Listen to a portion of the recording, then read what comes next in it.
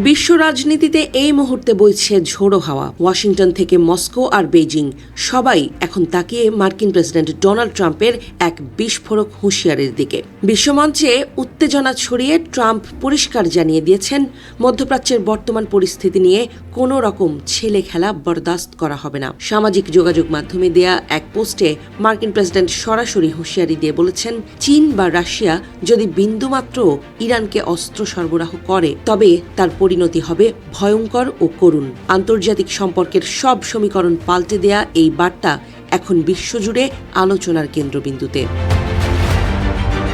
ঘটনার সূত্রপাত সম্প্রতি বেইজিংয়ে অনুষ্ঠিত এক উচ্চ পর্যায়ের বৈঠককে কেন্দ্র করে। ট্রাম্প দাবি করেছেন, ওই বৈঠকে চীনের প্রেসিডেন্ট শি জিনপিং তাকে সরাসরি আশ্বস্ত করেছেন যে বেইজিং কোনো অবস্থাতেই তেহরানকে কোনো ধরনের অস্ত্র দেবে না বা বিক্রি করবে না। শুধু সরকারিভাবে নয়, ট্রাম্পের ভাষ্যমতে চীনা প্রেসিডেন্ট জানিয়েছেন, কোনো প্রাইভেট চীনা কোম্পানির মাধ্যমেও ইরানের কাছে অস্ত্র পৌঁছানোর কোনো সুযোগ নেই। ট্রাম্প নিজের ট্রুথ সোশ্যাল প্ল্যাটফর্মে লিখেছেন যে দুই দেশের মধ্যকার বন্ধুত্বপূর্ণ সম্পর্কের কথা মাথায় রেখে তিনি শি জিনপিংয়ের এই আশ্বাসে পুরোপুরি আস্থা রাখছেন।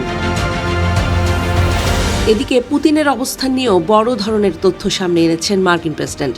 ট্রাম্পের দাবি, ইউক্রেনে চলমান রক্তক্ষয়ী যুদ্ধ সত্ত্বেও রাশিয়ার প্রেসিডেন্ট ভ্লাদিমির পুতিনও তাকে একই ধরনের আশ্বাস দিয়েছেন। পুতিন নাকি স্পষ্ট করে বুঝিয়েছেন যে তেহরানের অস্ত্র সংকটে মস্কো কোনো রকম মদদ যোগাবে না। মার্কিন প্রেসিডেন্টের দাবি অনুযায়ী নেটো দেশগুলোর কাছে যুক্তরাষ্ট্র বা তার মিত্ররা অস্ত্র বিক্রি করলেও ইউক্রেন সংঘাতে ওয়াশিংটনের সরাসরি ভূমিকা আর তেহরানের প্রক্সি যুদ্ধের হিসাব সম্পূর্ণ আলাদা। পুতিন নাকি এই জটিল ভূ রাজনীতির সমীকরণ খুব ভালোভাবেই অনুধাবন করতে পেরেছেন।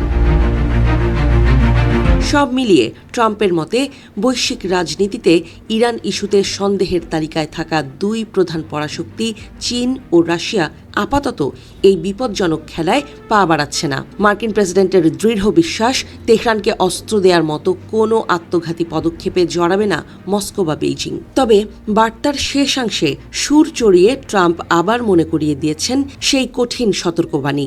তিনি স্পষ্ট ভাষায় ঘোষণা করেছেন, যদি শেষ পর্যন্ত চীন বা রাশিয়া কথা ভেঙে ইরানকে অস্ত্র সহায়তার মতো কোনো দুঃসাহস দেখায় তবে তাদের জন্য অপেক্ষা করছে এক চরম বিপর্যয়।